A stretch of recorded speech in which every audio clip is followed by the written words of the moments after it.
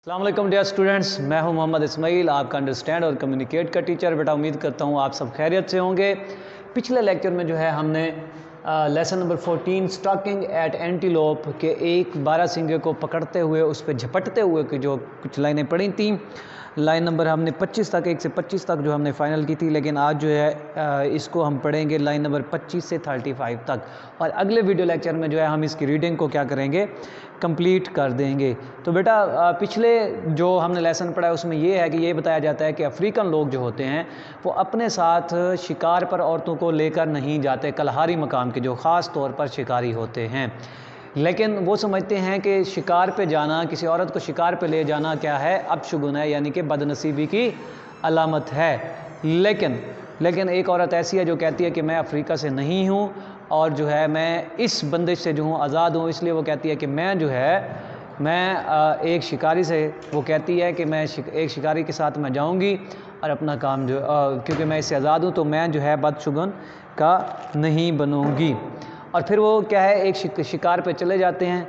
तो शिकार पे पहुंचकर एक एंटीलोप को वो देखते हैं, उसको पकड़ने की कोशिश करते हैं। तो ये स्टोरी जो है वहाँ तक चल रही थी। अब आगे की स्टोरी जो है हम यहाँ लाइन नंबर 25 से पढ़ते हैं। तो उससे पहले जो है हमने वर्ड मीनिंग्स देख लेने हैं। ईज्ड का मतलब होता है सुकून देना, रोक देना, ठहर जाना। लेदर का मतलब होता है चमड़ा। वेस्ट बैंड, इसका मतलब होता है, वेस्ट का मतलब आपको पता है कमर, बैंड का मतलब होता है बांधना, यानी कि कमरबंद। ठीक हो गया। लॉयन क्लॉथ, इसका मतलब होता है लंगोटी। तो बेटा इसके ज़रा आप स्पेलिंग ठीक कर लें, ये है LOIN, लॉयन क्लॉथ, लंगोटी। उसके बाद है बेटे गारमेंट आपको पता है एक लिबास को कहते हैं। तो उसके बाद एरोज़, एरो की जमा है, एरो एक तीर को कहते हैं, एरोज़ जो है ज़्यादा तीरों को कहते हैं। पिजन, कबूतर को कहते हैं। टेल, TAIL, टेल दुम को कहते हैं। केयरफुली, एहतियात से, मोहतात होकर। तो बेटे अब पेज नंबर 65 पे हम लाइन नंबर 25 से शुरू करते हैं।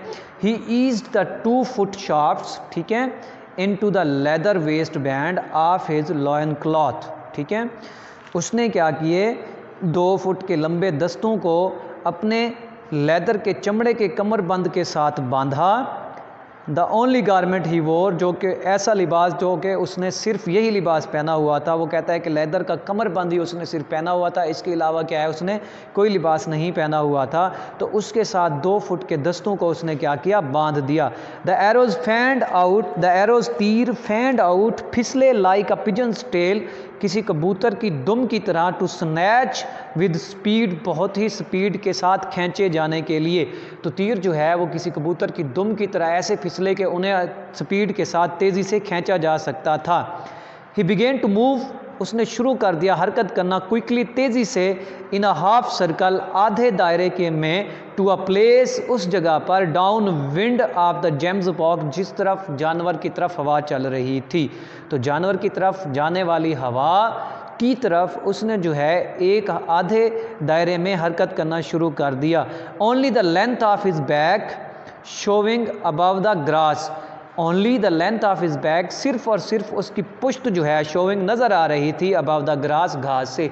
तो घास से जो है उसकी सिर्फ और सिर्फ पुश्त नज़र आ रही थी। तो वो कहता है सबसे पहले उसने क्या किया, 2 तख्तों को अपने कमरबंद के साथ ऐसे बांधा कि उन्हें जल्दी से जो है तीरों को जल्दी से निकाला जा सके। जब उसने बांधा तो तीर किसी कबूतर की दुम की तरह फिसले और उन्हें तेज़ी से निकाला जा सकता था। ठीक है, फिर उसने आधे सर्कल में, आधे दायरे में जो है जिस तरफ हवा चल रही थी, जानवर जा रहा था, हवा भी उस तरफ चल रही थी, तो उसने आधे दायरे में हरकत करना शुरू कर दी। और जब वो हरकत कर रहा था तो घास के ऊपर सिर्फ और सिर्फ उसकी पुश्त नज़र आ रही थी, बाकी उसका जिस्म नज़र नहीं आ रहा था। ही वोर नथिंग दैट कुड कैच, उसने कुछ भी ऐसा नहीं पहना हुआ था, दैट कुड कैच, जो फंस जाए, और टीयर या फट जाए, और मेक अ साउंड, या शोर करे। तो उसने ऐसा कुछ नहीं पहना हुआ था जो फंस जाता, फट जाता या फिर शोर मचाता। आई सॉ हिम केयरफुली, मैंने उसे बड़ी एहतियात से देखा। एम हिज एरो, उसने क्या है अपने तीर से निशाना बांधा। एंड हर्ल्ड अ विर, ठीक है, और एक सरसराहट सुनाई दी, as I let it fly, जैसे उसने तीर छोड़ा। तो मैंने उसे बड़े गौर से देखा, उसने अपने तीर के साथ एक निशाना बांधा और जैसे ही उसने तीर छोड़ा तो सनसनाहट की आवाज़ सुनाई दी। The gemsbok heaved a great snort, gemsbok बारहसिंगा हीव्ड निकाली अ ग्रेट स्नॉट खरखराहट, तो बारहसिंगे के नथनों से एक खरखराहट की आवाज़ आई। ब्रांचेस स्प्लिंटर्ड, ब्रांचेस शाखें स्प्लिंटर्ड टूट गईं। And the animal bolted past me, और जानवर बोल्टेड पास्ट मी, बोल्टेड तेज़ी से पास्ट मी, गुजर गया मेरे करीब से। तो कहता है कि उस जानवर के नथनों से, सॉरी वो लड़की कहते हैं कि उस जानवर के नथनों से जो है खरखराहट की आवाज़ आई, शाखें टूट गईं और वो जानवर तेज़ी से मेरे पास से गुजर गया।